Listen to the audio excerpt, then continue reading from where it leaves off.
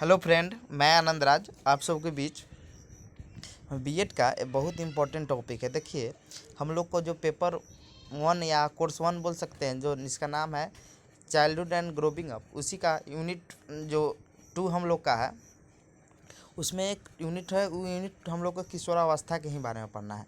तो देखिए, उससे यूनिट 2 में एक क्वेश्चन फिक्स रहता है किशोरावस्था के बारे में। देखिए, 2020 में जो फर्स्ट ईयर का एग्जाम होने वाला है, उसमें बहुत ज़्यादा इंपॉर्टेंट है किशोरावस्था के मुख्य विशेषताओं को स्पष्ट कर। देखिए, 2018 में क्वेश्चन पूछा था। देखिए, ऐसे भी आपको किशोरावस्था को पढ़ना जरूरी है, क्योंकि आप जिस समाज में रहते होंगे, जिस गांव में रहते होंगे, वहाँ पर देखते होंगे कोई बच्चा किशोरावस्था में जब प्रवेश करता है तो उसे विभिन्न समस्याओं से सामना करना पड़ता है। तो आप उसको मार्गदर्शन दे सकते हैं, इसीलिए आपको किशोरावस्था के बारे में पढ़ना जरूरी है। आइए, क्वेश्चन लिखा हुआ है कि किशोरावस्था के मुख्य विशेषताओं को स्पष्ट करें। किशोरों के इन लक्षणों से अवगत होना एक शिक्षक के लिए क्यों महत्वपूर्ण है। देखिए, 2018 में क्वेश्चन पूछा हुआ था फर्स्ट ईयर के एग्जाम में बिहार यूनिवर्सिटी के। तो आइए इसका इंट्रोडक्शन देखते हैं, जो 2020 में पूछा जा सकता है। लिखा हुआ है इसका इंट्रोडक्शन। हम जानते हैं कि किशोरावस्था मानव विकास की तीसरी अवस्था है। देखिए, पहला अवस्था हम लोग कौन है, तो शैशवावस्था है। दूसरा क्या है हम लोग का, बाल्यावस्था। और तीसरा क्या हो गया हम लोग का, किशोरावस्था होगा। चौथा कौन होता है, पौधावस्था। और पाँचवा, या किसी में कोई 4 वर्गीकरण, किसी ने 5 किया था, पाँचवा होता है वृद्धावस्था। तो आप देख सकते हैं, तो ये लिखा है कि हम जानते हैं कि किशोरावस्था मानव विकास की तीसरी अवस्था है। यह अवस्था बाल्यावस्था के अंत से आरंभ होती है और पौधावस्था के आराम में समाप्त हो जाती है। यानी कहना मतलब कि बाल्यावस्था के जब अंत होता है तो किशोरावस्था का आरंभ होता है, और पौधावस्था का जब आरंभ होता है तो किशोरावस्था का समाप्त हो जाता है, समाप्त होती है। अर्थात ऐसे भी हम बोल सकते हैं, इसका एज क्या होता है, 12 वर्ष से आरंभ और 18 वर्ष का अंत होता है। इस अवस्था में किशोर के व्यक्तित्व में बड़े बड़े शारीरिक एवं मानसिक परिवर्तन बहुत द्रुत मतलब बहुत तेज़ी गति से होने लगता है। देखिए, अब देखिएगा कि मतलब जब कोई बालक या बालिका जब किशोरावस्था में प्रवेश करती है, तो उसमें शारीरिक विकास मतलब शारीरिक परिवर्तन बहुत तेज़ी से होता है। मतलब लंबाई बहुत ज़्यादा बढ़ जाता है, मतलब बहुत ज़्यादा मतलब होता है, शारीरिक और मानसिक परिवर्तन बहुत तेज़ी गति से होता है। और किशोर एक नए संसार में पदार्पण करने लगता है। और किशोर क्या करता है, एक नए संसार में अपना जीवन यापन करना चाहता है। इसीलिए स्टर्नी हॉल ने अपनी बहुचर्चित पुस्तक एडोलसेंस में लिखा है, किशोरावस्था प्रबल दबाव, तनाव, तूफान एवं संघर्ष की अवस्था है। मतलब स्टर्नी हॉल है, जिसे हम लोग बाल मनोविज्ञान के जनक भी बोलते हैं। वो कहते हैं अपनी उनकी एक बहुचर्चित पुस्तक कौन है, एडोलसेंस, उसी में लिखे हैं कि किशोरावस्था प्रबल दबाव मतलब प्रबल दबाव, तनाव, तूफान एवं संघर्ष की अवस्था है। मतलब इसमें बहुत बालक पर दबाव रहता है, अपने करियर के प्रति तनाव रहता है, चिंता रहता है बहुत ज़्यादा, तूफान एवं मतलब उसमें बहुत ज़्यादा संवेग रहता है, इसलिए तूफान एवं संघर्ष, और अपने भविष्य के लिए वह संघर्ष करता है। इसीलिए किशोरावस्था क्या है, प्रबल दबाव, तनाव, तूफान एवं संघर्ष की अवस्था है। लिखा हुआ नीचे, वास्तविक रूप से किशोरावस्था जीवन का सबसे कठिन और समस्यात्मक काल होता है। मतलब जो किशोरावस्था है, जीवन का सबसे क्या है, कठिन एवं समस्यात्मक काल होता है। क्योंकि देखिए, यह क्या होता है कि पौधावस्था और बाल्यावस्था और क्या बोलते हैं कि पौधावस्था क्या है, संधि काल है। इसीलिए क्या है कि वो बीच में होता है। इसीलिए कह सकते हैं कि जो किशोरावस्था है, जीवन का सबसे कठिन और समस्यात्मक काल होता है।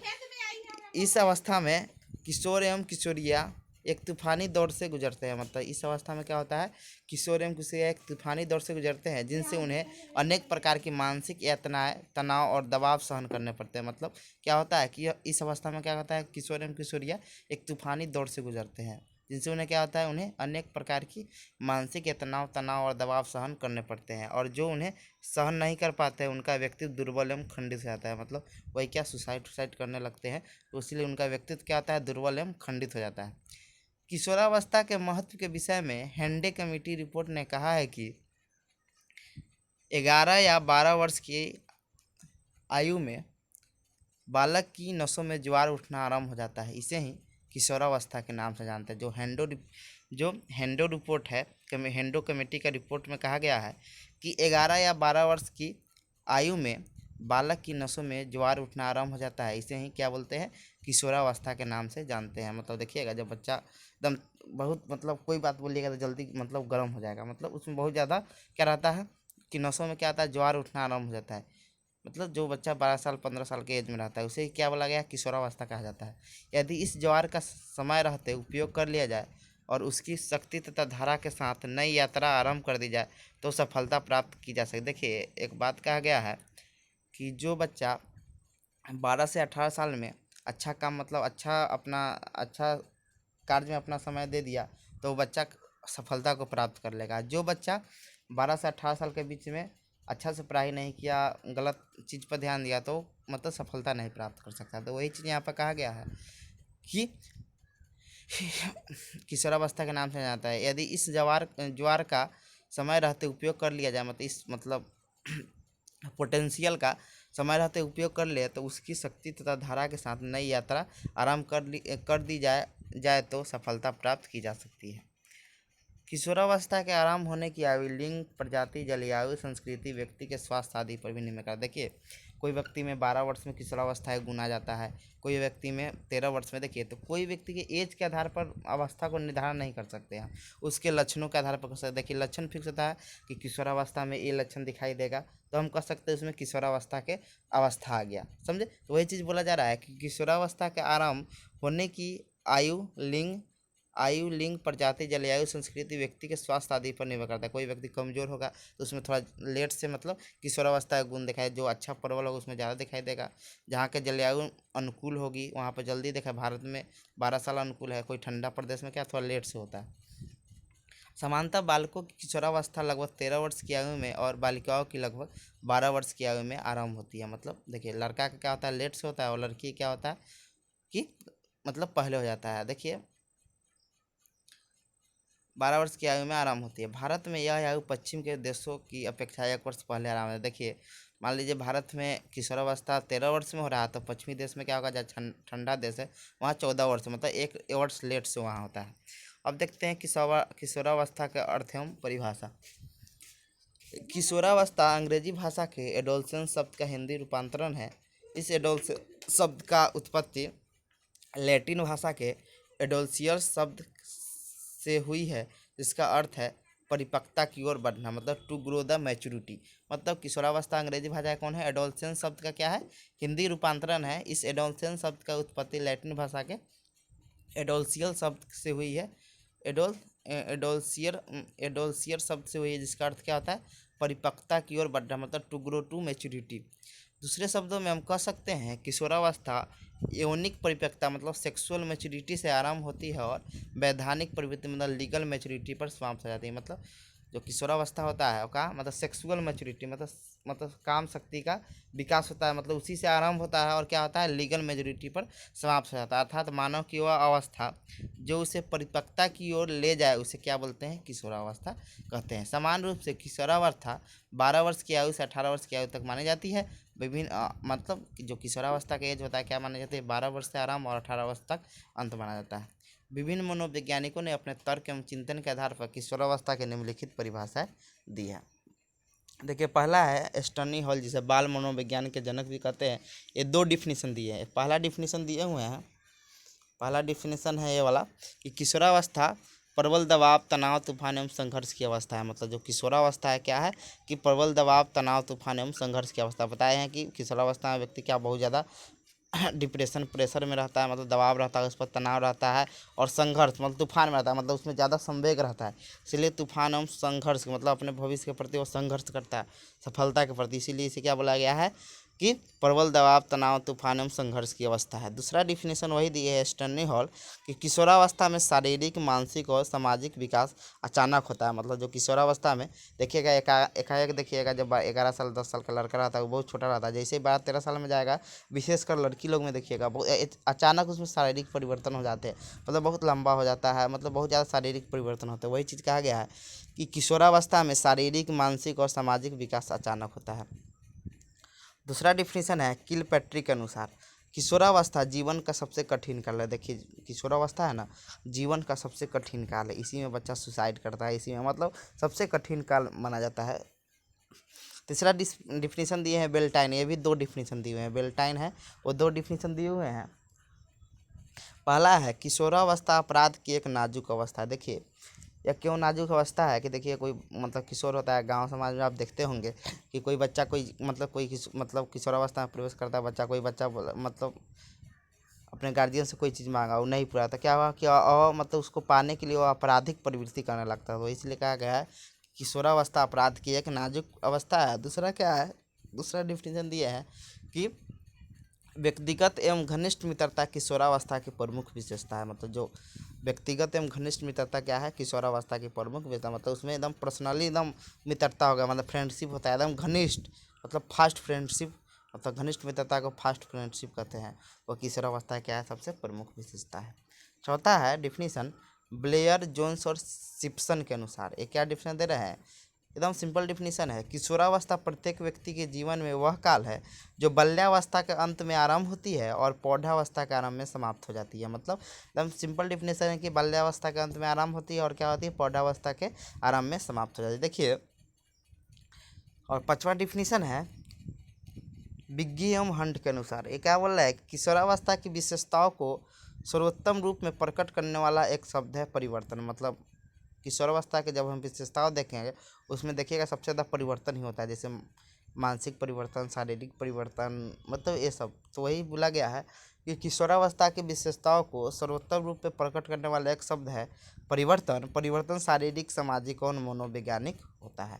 मतलब जो परिवर्तन क्या होता है, शारीरिक, देखिएगा बहुत ज़्यादा किशोरावस्था में जाता था, बहुत ज़्यादा शारीरिक परिवर्तन होता है, लड़का हो या लड़की, लड़की में ज़्यादा परिवर्तन होता है शारीरिक, फिर सामाजिक और मनोवैज्ञानिक परिवर्तन होता है। और छठा डिफिनेशन है जर्सीड के अनुसार। वो क्या बोलता है, किशोरावस्था वह समय है जिसमें कि विकासशील व्यक्ति बाल्यावस्था से परिपक्वता की ओर बढ़ता है। मतलब जो विकासशील व्यक्ति होता है क्या, बाल्यावस्था से परिपक्वता मतलब मेच्योरिटी की ओर बढ़ता है। कि परिपक्वता क्या होता है कि वो ऐसा मतलब होता है जिसमें व्यक्ति मतलब चरम समय पर होता है, उसी को परिपक्वता बोलते हैं। परिपक्वता की ओर संक्रमण करता है। देखिए आप 6 डिफिनीशन, इसमें आप एग्जाम में 2 या 3 लिखिएगा, ज़्यादा लिखिएगा समय आपका ही बर्बाद होगा। और वहाँ पे 6 से 7 पेज में आपको लिखना है, तो 2 से 3 डिफिनीशन बहुत ज़्यादा हो गया। इसमें जो आपको आसान लगे उसको लिख सकते हैं। अब देखते हैं, देखिए किशोरावस्था के उपनाम, देखिए बहुत ज़्यादा इम्पोर्टेंट है उपनाम। देखिए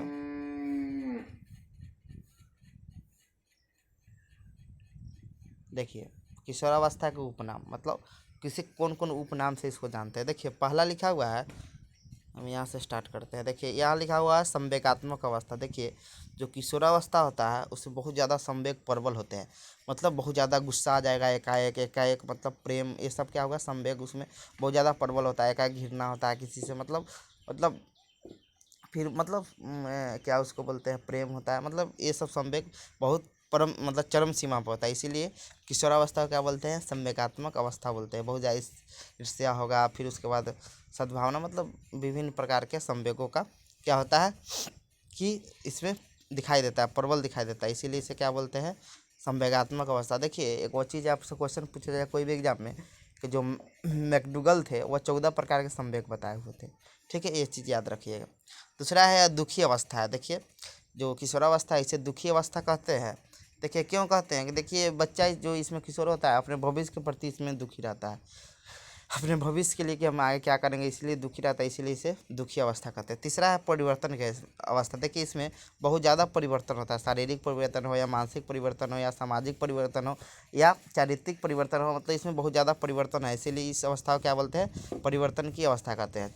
चौथा है जीवन का स्वर्ण काल, मतलब गोल्डन एज ऑफ लाइफ। मतलब जो किशोरावस्था होता है वह जीवन का स्वर्ण काल मतलब गोल्डन काल होता है। फिर है अमूर्त चिंतन की अवस्था। जो किशोरावस्था होता है और अमूर्त चिंतन की अवस्था होता है। अमूर्त चिंतन करने का मतलब ये वो काल्पनिक जीवन में बहुत ज़्यादा खोया रहता है। मतलब एक अमूर्त मतलब होता है जो दिखाई नहीं दे, मतलब हो सकता है कि हम आईएएस बनेंगे, मतलब सपना उसका बहुत बड़ा बड़ा रहता है कि हम आलिया भट्ट से शादी करेंगे, मतलब इससे शादी करेंगे, उससे शादी करेंगे, मतलब लड़की लोग का रहता है हम ये करेंगे वो करेंगे, मतलब अमूर्त चिंतन की अवस्था होता है, मतलब बहुत ज़्यादा मतलब सोचता है, मतलब उस चीज़ मतलब दिखाई नहीं देता, इसीलिए अमूर्त चिंतन की अवस्था कहते हैं। फिर है काम शक्ति की परिपक्वता। मतलब सेक्स ऑर्गन क्या होता है कि विकसित हो जाता है, मतलब उसमें मतलब सेक्स फीलिंग मतलब आने लगता है, वही काम शक्ति का परिपक्वता होने लगता है। फिर आगे है इधर है शैशवावस्था की पूर्णता। देखिए शैशवावस्था की पूर्णवर्ती क्यों कहते हैं, देखिए इस अवस्था में देखिए बच्चा क्या होता है, शैशवावस्था में किसी दूसरे पर निर्भरता होता है, वैसे ही जो किशोरावस्था में भी जो किशोर होता है वो दूसरे पर मतलब आत्मनिर्भर हो मतलब निर्भर होता है, आत्मनिर्भर नहीं मतलब निर्भर होता है, इसीलिए इसे शैशवावस्था की पूर्णवर्ती कहते हैं। दूसरा बात इसके कहने का दूसरा कारण है कि इसमें अपने संवेगों पर कंट्रोल नहीं कर पा सकता। जैसे बच्चा शैशवावस्था में रहता है तो अपने मतलब संवेगों पर कंट्रोल नहीं करता है, वैसे ही किशोरावस्था में बच्चा अपने संवेगों पर कंट्रोल नहीं कर सकता है, समायोजन नहीं कर पाता है। मतलब मान लीजिए समायोजन करने का मतलब जैसे बच्चा क्या होता है कि उसको दूसरे जगह मतलब रख दीजिए, मतलब दूसरे जगह तो उस समायोजन नहीं कर पाएगा। वैसे ही किशोरावस्था में किशोर या किशोरियों को कोई दूसरा जगह मतलब वह समायोजन नहीं कर पाता है, इसीलिए इसे शैशवावस्था की पुनरावृत्ति कहते हैं। फिर आगे है रुचियों में परिवर्तन। देखिएगा जैसे बच्चा किशोरावस्था में जाता है उसकी रुचियों में इंटरेस्ट में क्या होता है, परिवर्तन आने लगता है। मतलब देखिए लड़का के लिए कुछ अलग रुचि में परिवर्तन होता है, लड़की के लिए कुछ अलग होता है। लड़का फिल्म देखना, घूमना फिरना, फिर दोस्तों के साथ मतलब पार्टी उर्टी करना, ये सब परिवर्तन होने लगता है जो बाल्यावस्था में नहीं रहता है। वही लड़की में क्या होता है कि कढ़ाई बुनाई मतलब फिर डिजिटल बहुत परिवर्तन होने लगता है, इसीलिए इसे रुचियों में परिवर्तन की अवस्था कहते हैं। फिर है उलझन की अवस्था। देखिए जो किशोरावस्था है वो उलझन की अवस्था होता है, उसमें बहुत ज़्यादा कन्फ्यूजन आता है, इसीलिए इसे उलझन की अवस्था कहते हैं। फिर है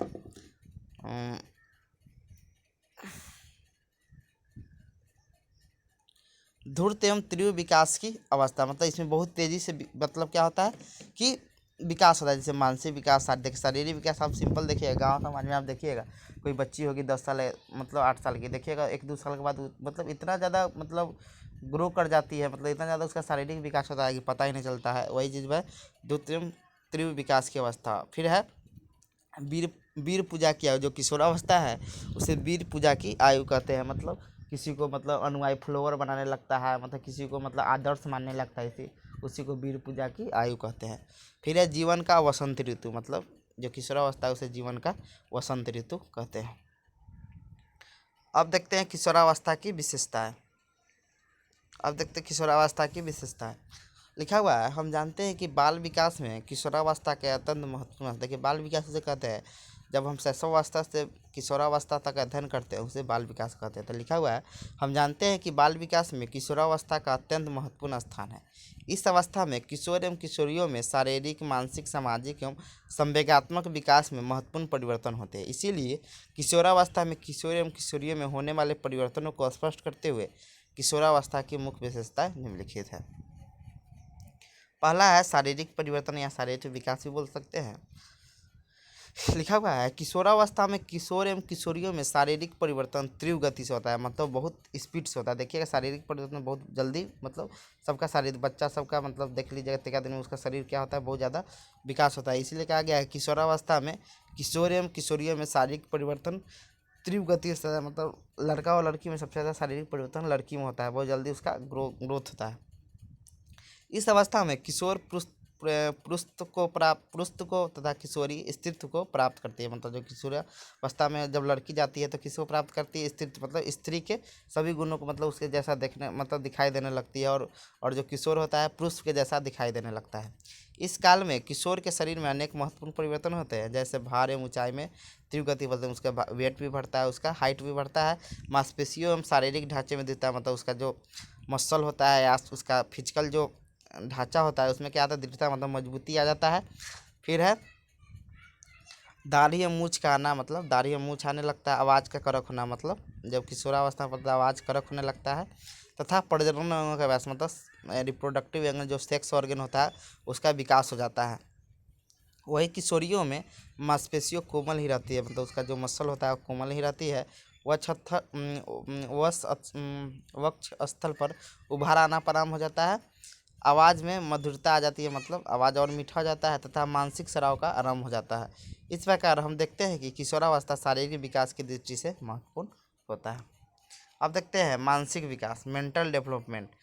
इस अवस्था में किशोर के मस्तिष्क का लगभग सभी दिशाओं का विकास होता है। मतलब देखिए एक बीएन झा है, मतलब वो बोलते हैं कि 16 वर्ष मतलब 16 वर्ष तक मस्तिष्क का पूर्ण विकास हो जाता है।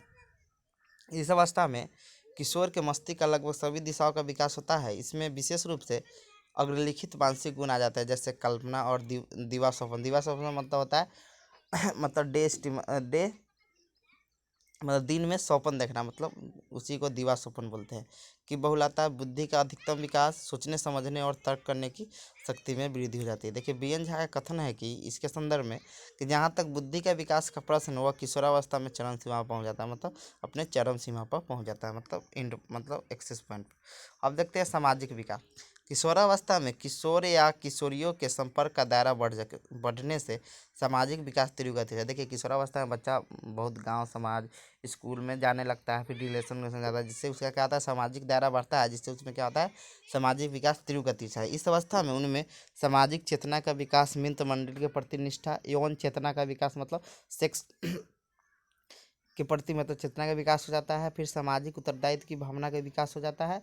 फिर व्यावसायिक चेतना के विकास तथा जीवन दर्शन का निर्माण आदि जैसे सामाजिक गुणों का उसमें विकास हो जाता है।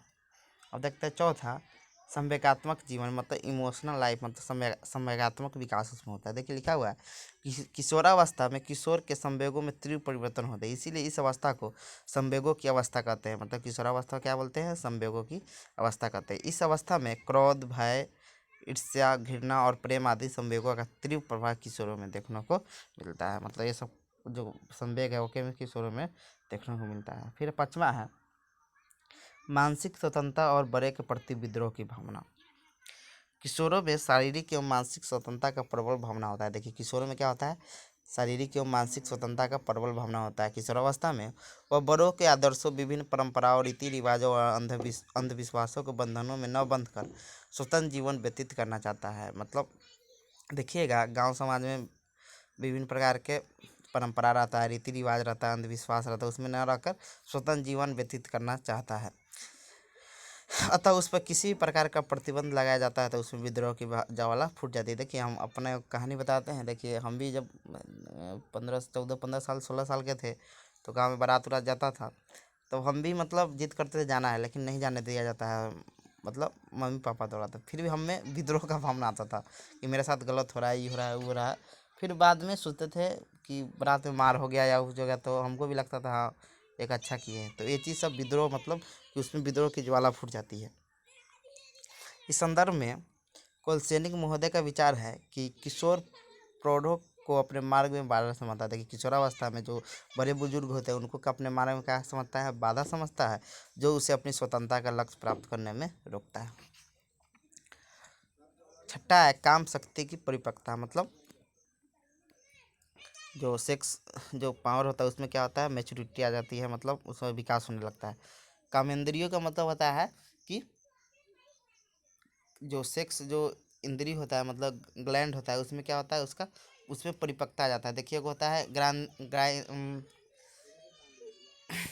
ग्रामेंद्रियों की परिपक्वता एवं काम शक्ति का विकास किशोरावस्था की सबसे महत्वपूर्ण विशेषताओं में से एक है। देखिए ज्ञानेंद्रिय होता है, को कामेंद्रिय होता है। देखिए ज्ञानेंद्रिय 5 है हम लोग का, 5 सेक्स ऑर्गन है, मतलब सेंस ऑर्गन है, और सेक्स ऑर्गन होता है हम लोग का जो हमको मतलब सेक्स ऑर्गन होता है, वही हम लोग का कामेंद्रिय होता है। देखिए तो कहा गया है कि कामेंद्रियों की परिपक्वता और काम शक्ति का विकास किशोरावस्था की सबसे महत्वपूर्ण विशेषताओं में से एक है। बाल्यावस्था में बालक एवं बालिकाओं में समान लिंगों के प्रति आकर्षण होता है। मतलब हेमो सेक्स, मतलब हेमो सेक्स के प्रति क्या होता है, लगाव होता है। मतलब लड़का लड़का से दोस्ती करता है, वह लड़की लड़की से दोस्ती करता है। मतलब समान लिंगों के प्रति आकर्षण होता है, अर्थात लड़का लड़का से दोस्ती करता है, वही बालिका बालिका से दोस्ती करती है। लेकिन किशोरावस्था में यह आकर्षण विषम लिंगों के प्रति प्रबल रुचि का रूप धारण कर लेता है, यानी हेट्रोसेक्स का फीलिंग आने लगता है। अर्थात लड़का लड़की से दोस्ती करना चाहता है, तो वही लड़की लड़का से दोस्ती करना चाहते हैं, जिसके फलस्वरूप कुछ किशोर और किशोरियाँ लिंगीय संभोग का आनंद लेते हैं, मतलब सेक्स का आनंद ले लेते हैं। गेट्स और अन्य का कथन है कि लगभग 40% बालकों को एक या इससे अधिक बार विषम लिंगीय अनुभव का मतलब विषम लिंगीय अनुभव होता है। मतलब गेट्स एक मनोवैज्ञानिक को बोल रहे हैं 40% किशोर को मतलब विषम लिंगीय अनुभव का अनुभव हो जाता है किशोर अवस्था में एक या उससे अधिक बार। अब देखते हैं सातवां है अपराध प्रवृत्ति का विकास अर्थात डेवलपमेंट ऑफ क्राइम टेंडेंसी। किशोरावस्था में इच्छा पूर्ति में बाधा, निराशा, असफलता, प्रेम में धोखा या अभाव आदि के कारण किशोर में अपराध प्रवृत्ति का विकास होता है। सही बात है, बच्चा को इच्छा नहीं हुआ तो वो अपराध की ओर बढ़ने लगता है। वो बोला कि पापा हमको साइकिल चाहिए, मोटरसाइकिल चाहिए, नहीं मिला तो वो आपराधिक उसमें भावना विकसित होता है उसे पूरा करने के लिए। या प्रेम में धोखा मिला या मतलब वही निराशा, असफलता, मतलब पढ़ रहा है सफलता नहीं मिला तो वो सुसाइड वगैरह कर लेता है। 8वां है बहिमुखी व्यक्तित्व का विकास। मतलब लिखा हुआ है किशोरावस्था में किशोर में बहिमुखी व्यक्तित्व का विकास पुनः दिखाई देता है, क्योंकि इस अवस्था में विद्यालय तथा समाज के द्वारा आयोजित विभिन्न कार्यक्रमों में भाग लेता है जिससे उसमें बहिमुखी व्यक्तित्व दिखाई देता है। 9वां है घनिष्ठ एवं व्यक्तिगत मित्रता। मतलब किशोरावस्था में किशोर किसी न किसी समूह का सदस्य होता है, मतलब किसी न किसी समूह का था। जैसे अभी देखिएगा बजरंग दल, बहुत दल है, उसको ज्वाइन कर लेता है तो वो किसी न किसी समूह क्या होता है, सदस्य होता है। किसी समूह का सदस्य होते भी किशोर केवल 1 या 2 बालकों से घनिष्ठ संबंध रखता है। मतलब उसका पर्सनली किसी एक दोस्त होता है, 1 या 2 होता है जो उसके परम मित्र होते हैं, और उसमें वो अपनी समस्याओं के बारे में स्पष्ट रूप से बातचीत करता है। देखिए और भी है, इसको आप डिफाइन कर सकते हैं। देखिए और है कि धर्म एवं ईश्वर में विश्वास। मतलब किशोरावस्था में जो किशोर होता है या किशोरी होते हैं और धर्म एवं ईश्वर में विश्वास रखता है। वो बाल्यावस्था या शैशवावस्था में रखता ही नहीं है, तो किशोरावस्था में धर्म एवं ईश्वर में विश्वास रखता है। जैसे देख लीजिए भगवान को मानने लगता है। फिर आगे है समाज सेवा की भावना। मतलब किशोरावस्था में जब किशोर जाता है तो उसमें समाज सेवा की भावना विकसित हो जाती है। फिर है कल्पना का बहुल। मतलब उसमें कल्पना आने लगता है और दिवा स्वप्न, मतलब वह सोचने लगता है हम यह बनेंगे, वह बनेंगे, इससे शादी करेंगे, उससे शादी करेंगे, तो वह कल्पना का बहुल हो जाता है। फिर है अस्थायित्व में समायोजन का अस्थायित्व। उसमें अस्थायित्व जब बालक हो जाता है तो उसमें समायोजन नहीं कर पाता है, फिर दिक्कत बहुत ज़्यादा होता है, अस्थायित्व को प्राप्त नहीं कर पाता है। ये चीज़ आप इसको डिफाइन कर सकते हैं अपने लैंग्वेज में। फिर है आत्मसम्मान की भावना। क्या देखिए आत्मसम्मान की भावना कहने का मतलब हुआ उसको थोड़ा भी आप बोर कर दीजिए, मतलब कुछ कर दीजिएगा तो वो अपने ईगो पर ले लेता है। तो इसमें आत्मसम्मान की भावना होती है कि वो किसी अपने बारे में गलत नहीं सुनना चाहता है।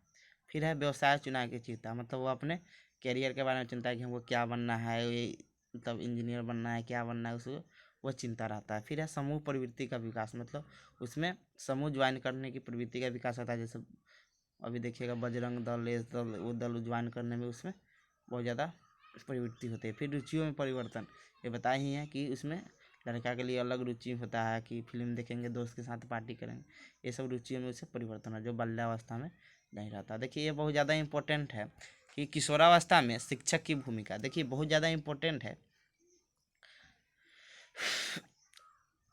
रोल ऑफ मतलब रोल ऑफ टीचर इन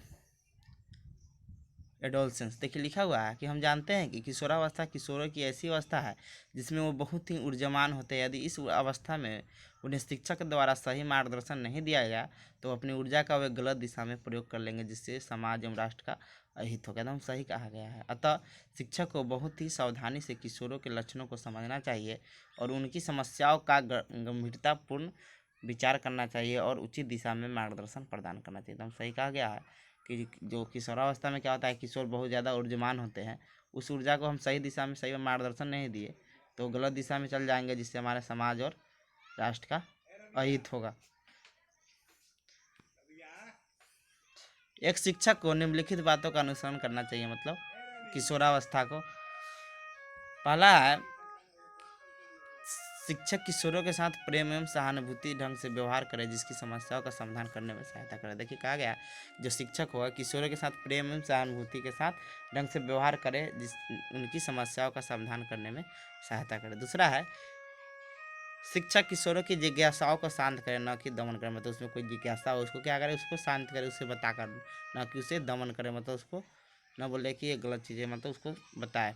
तीसरा है शिक्षक किशोरों को मानसिक रूप से व्यस्त रखे, जिससे उसे ऊर्जा का गलत दिशा में प्रयोग न हो सके। मतलब जो शिक्षक हो वो किशोरों को मानसिक रूप से व्यस्त रहे, मतलब कोई कार्य को जिससे उसकी ऊर्जा का गलत दिशा में प्रयोग न हो सके। चौथा है शिक्षक किशोर को आत्म अभिव्यक्ति का अवसर दे, मतलब उसे आत्म अभिव्यक्ति का क्या दे, अवसर दे।